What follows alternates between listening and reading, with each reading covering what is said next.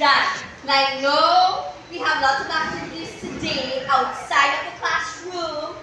So, let's get straight into our lesson today and see what I have prepared for you. And I have prepared something very special for you and special to me as well. Alright, so I want to share this lesson with you today to see how important it is. Now we are continuing from our last lesson, which we talked about literary devices. Now today we would be looking at symbolism and irony. And I have something for you here that I hope you enjoy as much as I love it. Alright? So without further ado, I have a video that I prepared for you to discuss what is symbolism and irony. So let's get straight into it, and after it, we'll chat, we'll discuss what you receive, right? So let's get straight into our video. Please direct your attention to the screen on our nice, fancy smart board that we have now. And click. Hey guys, so today we're going to review irony and symbolism, and then we're going to see how it pertains to The Lottery by Shirley Jackson.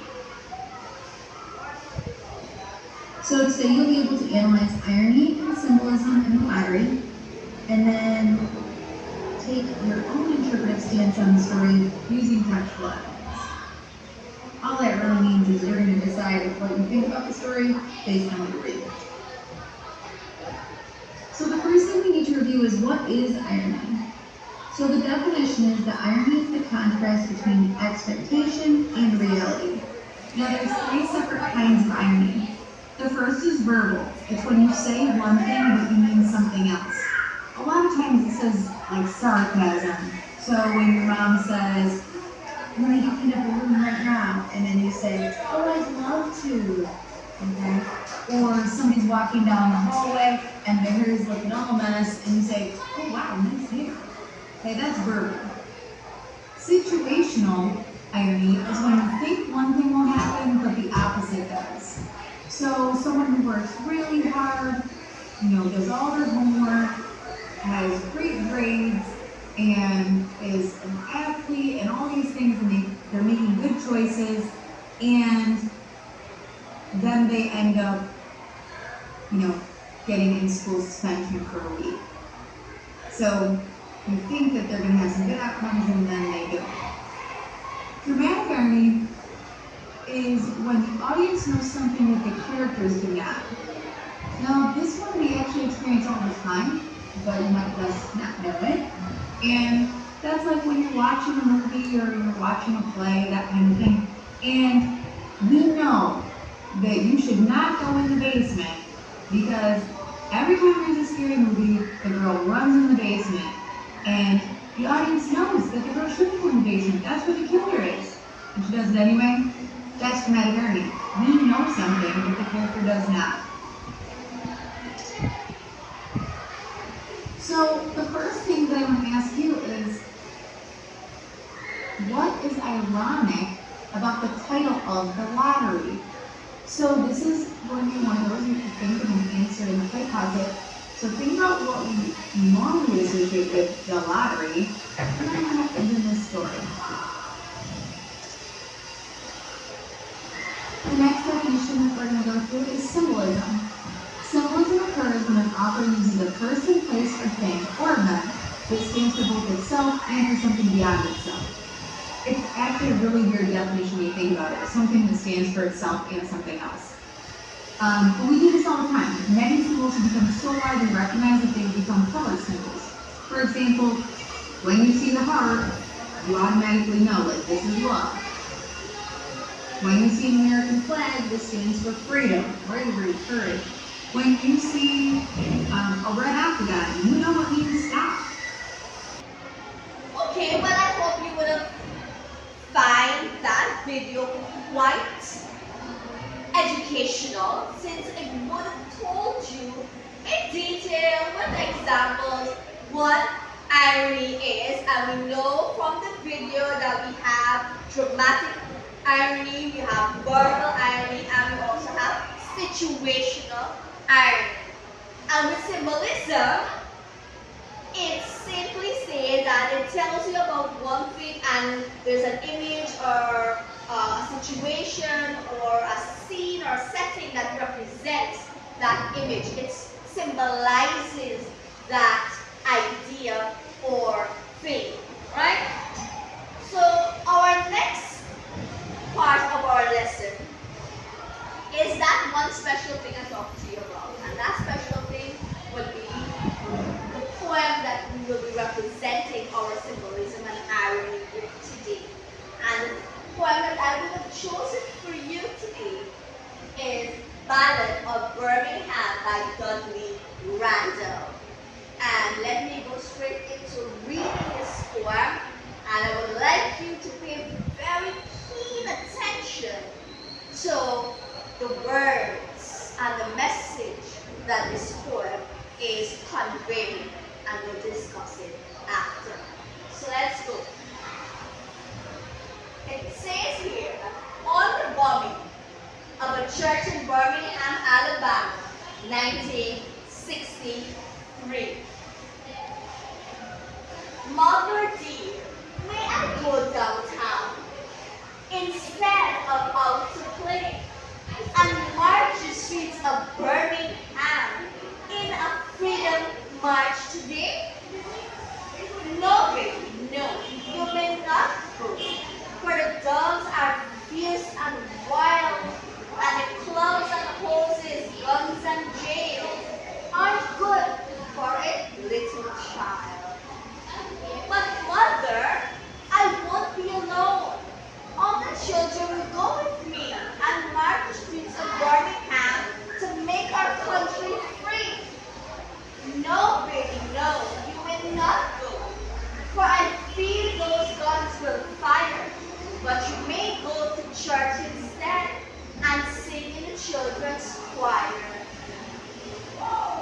She has combed and brushed her nice dark hair and bathed rose petals sweet and drawn white gloves on her small brown hands and white shoes on her feet. The mother smiled to know her child was in a scared place.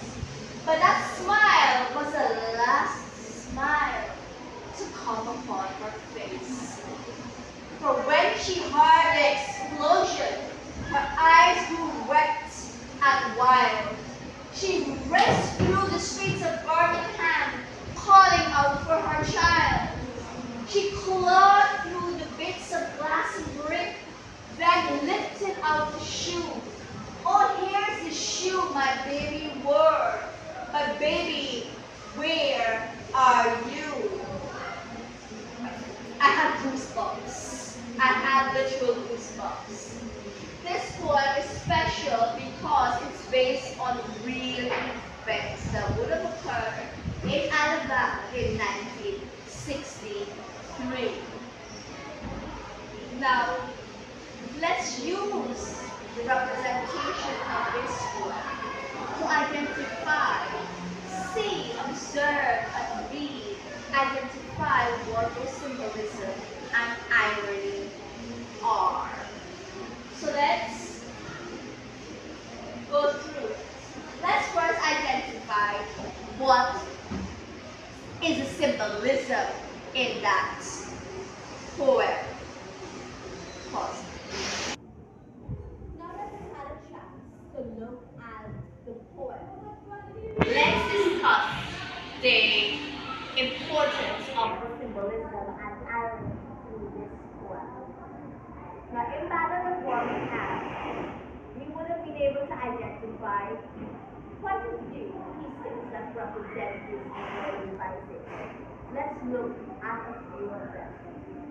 The first one, we have the church.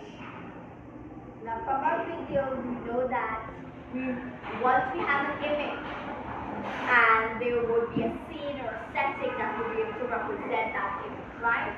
So in Ballad of Birmingham, we have the church as a symbol.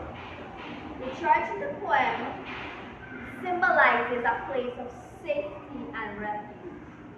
It's traditionally seen as a sanctuary, a holy place where individuals can find solace and peace. Hence why the mother sent her daughter to the church instead of marching down the streets with the noise and the chaos that's going out there. She sent her to somewhere where she would find peace and knowing that it would calm her. Another one would be Sunday school. They talked about the Sunday school. The Sunday school in the poem represents innocence and purity. We all know that we went to Sunday school, we sang our song, we played our instruments, our teacher told us stories from the Bible, and we were happy, right? It was a place of innocence. We were so happy there. Children attending Sunday school are typically seen as untouched by harsh realities of the world, and they are shielded from the cruelty and the chaos that is out there. So the Sunday school plays such an important part in representing the little girl's innocence. Irony we identify in the poem were the mother's refusal. The mother's refusal allowed her daughter to participate in the march. It's ironic. Why? Why is it ironic?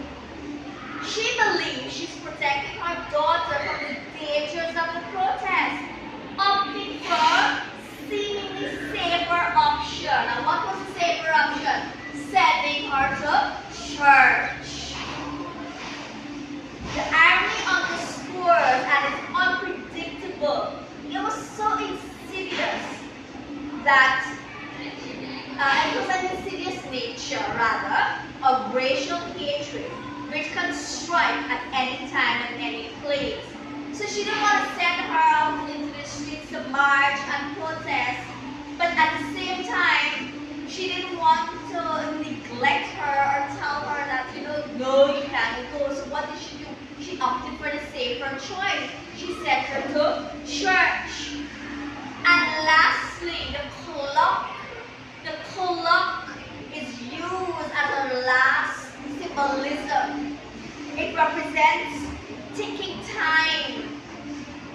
Ticking time on what?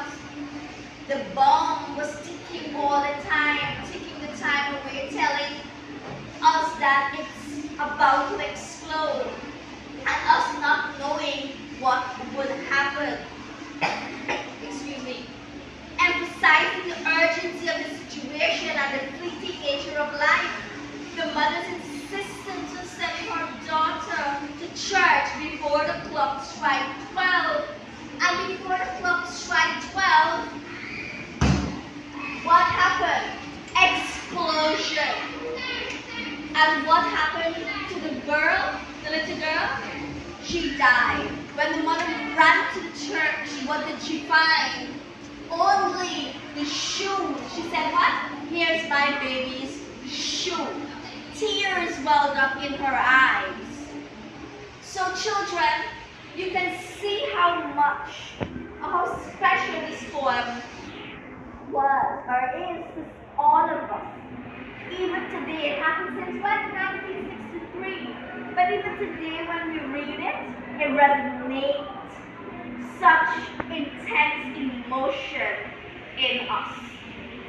Now I hope that you would have enjoyed that poem and understood what symbolism and the irony and how much it represents itself in that poem. Now we're going to come to our concluding part of our lesson. Alright? Now, I would like for you, now I would like for you to summarize very shortly in your books the key points that we would have discussed in this poem. We discussed quite a our literary devices. We discussed what the poem represented. We discussed how the emotions affected us in this poem. So, in a very, very short paragraph, not too lengthy, not too dramatic, but I would like you to capture the key points in that lesson for me. So get your books out and let's start writing, and then we will close off our lesson. It's one or two of you telling me what you want to learn. Thank you so much, children.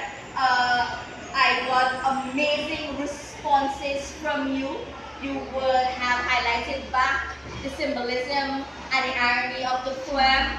A few of you actually would have resonated how important or how much you enjoyed the poem because of the emotion between the mother and the child and how sad it was what happened to the child. So that summary concludes our lesson today. I hope you had as much fun as I did reading this very special poem and identifying our literary devices. Have a good break, and I'll see you for our next